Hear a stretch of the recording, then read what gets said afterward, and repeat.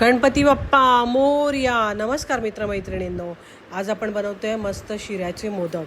1 वाटी रवा घेतलाय मी इथे. या वाटीनेच मोजून 1 वाटी दूध आणि पाणी घेतलंय. केशराचे दाणे घातलेत. रवा आपण छान भाजून घेऊया. त्यात 1 वाटी तूप घालूया. थोडं कमी घातलंय. रवा आपला छान भाजून झालेला आहे.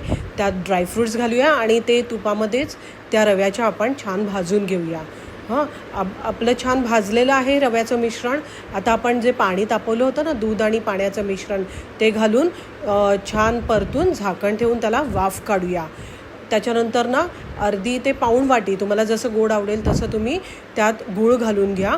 आता गुळाचा शिरा नुसता करायचा असेल ना, तर हे वाफवून वेलची पूड घातली की मग हा झाला आपला गुळाचा शिरा. पण आता इथे आपण आंब्याचे अगदी बारीक बारीक चंक्स करून घेतलेले आहेत.